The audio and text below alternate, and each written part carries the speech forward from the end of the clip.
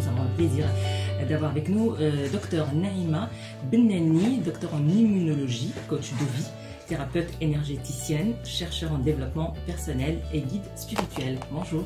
Bonjour Lala Ilham. Merci de répondre à notre invitation et de nous accompagner jusqu'à 13h. Alors, il y a deux types de solitude. D'abord, le terme solitude, c'est-à-dire se sentir seul.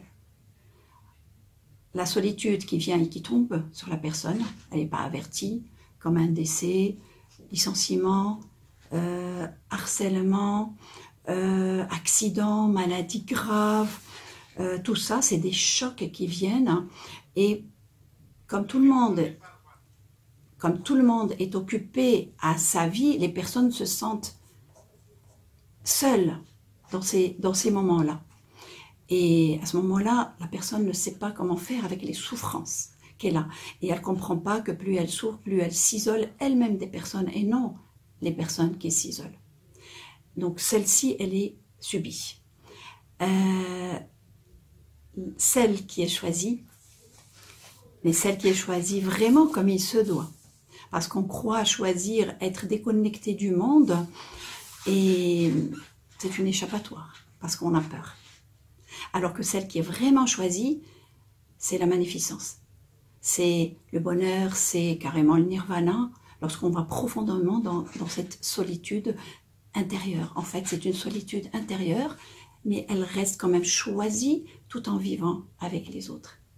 Et puis, oui. Voilà. Et la différence, qu'est-ce qui fait que certaines personnes...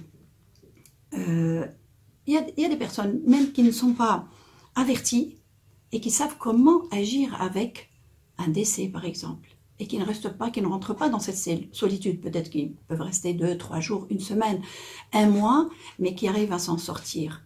C'est parce qu'elle est bien solide à l'intérieur.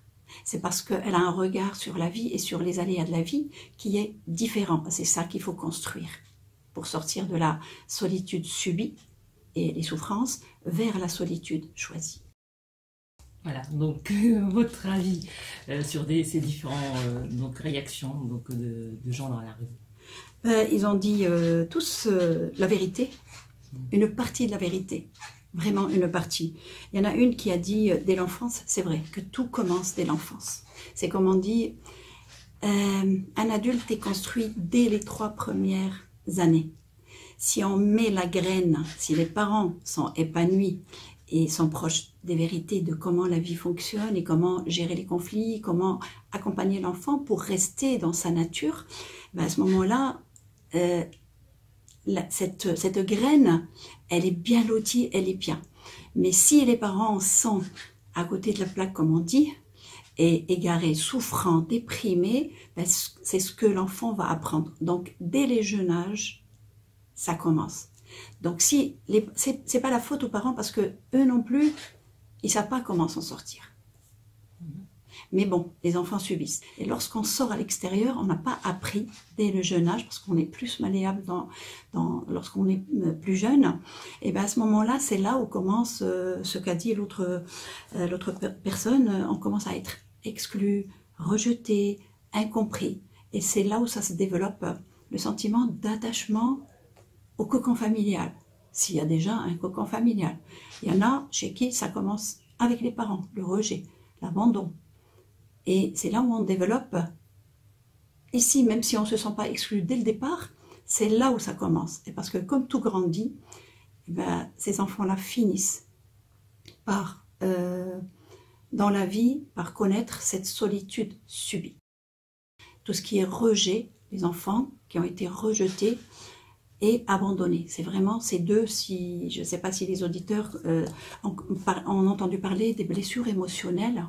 Donc le rejet et l'abandon est à l'origine de cet attachement aux autres et je ne peux pas vivre avec l'autre et cette peur va faire que les autres vont fuir et la personne va se retrouver seule.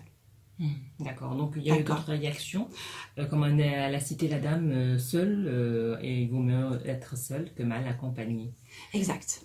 Donc ça c'est une solitude, comme on dit, choisie. Choisie, mais en même temps, c'est pas la finalité, parce qu'on ne peut pas, on n'est pas fait pour vivre seul. Oui, peut-être une période pour se reconstruire.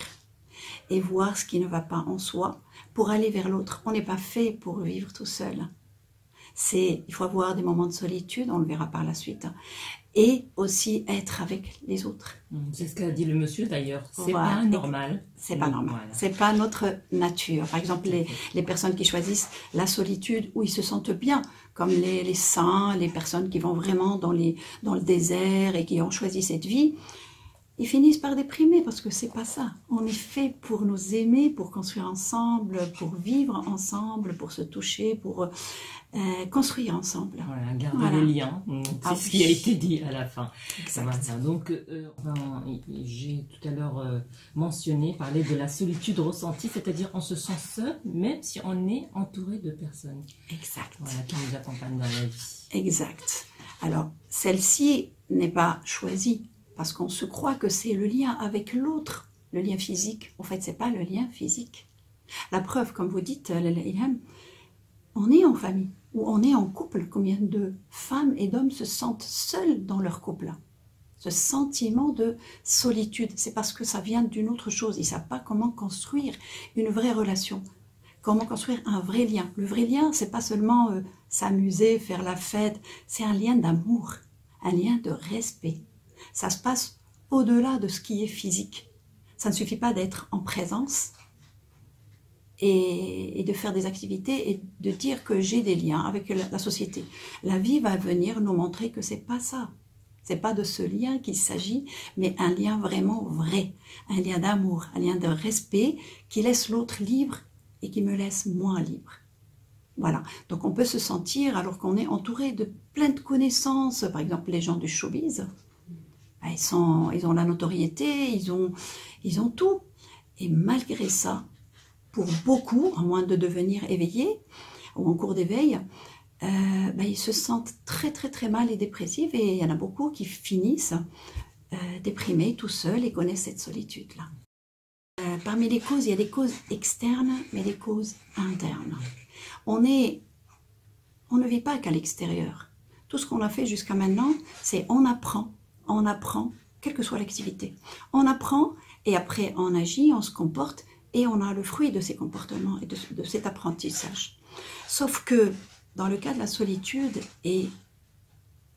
on ne crée que des liens à l'extérieur, mais jamais à l'intérieur. Je vais vous parler par exemple des causes extérieures. Mais comme on est une seule entité intérieure-extérieure, je vais vous parler aussi de ce qui manque. Et c'est ce qui fait que dans le monde entier, maintenant, il y a de plus en plus de gens qui sont dans cette solitude. C'est parce qu'il manque le lien intérieur. Donc c'est ça la véritable cause. Elle est spirituelle, mais pas dans le sens spirituel religieux, spirituel dans le concept général, ce que nous sommes véritablement. Bon, les musulmans appellent ça le souffle divin, d'autres appellent l'intelligence universelle, d'autres l'appellent la force universelle. Et bien celle-ci, on est déconnecté de celle-ci. Et si on ne sait pas créer le lien intérieur, on ne pourra pas créer des liens véritables à l'extérieur. Donc les causes extérieures sont nombreuses. Comme j'ai dit tout à l'heure, des changements brutaux. Vraiment des accidents, des maladies non accompagnées. Et moi, je connais des personnes, comme je suis coach, dont j'ai des centaines et des centaines de cas à relater, des personnes qui sont malades, qui sont vraiment accompagnées, mais pas accompagnées comme il se doit. On aille toujours dans le bon côté des choses, sans tomber dans le contraire. Voilà. Donc, il faut remédier à ça. Une réunion en famille pour rapprocher les enfants. Faites appel aux spécialistes si vous ne savez pas comment communiquer, parce qu'au début, c'est normal, ça explose. Pour mettre en place quelque chose, c'est normal, il faut vider ça. La Bouchra, elle a dit, j'ai décidé et il fallait faire le ménage. Donc quand on ne sait pas communiquer, on s'installe et on redéveloppe cette connexion. Les parents ont démissionné et les enfants ont démissionné. Et donc, qu'est-ce qu'ils ont? Comme on a besoin d'aller vers les plaisirs, on est né pour être heureux. Et donc, ils vont aller vers ces jeux et vers le virtuel et vers des amis virtuels. Il n'y a pas de problème, mais limité. Voilà.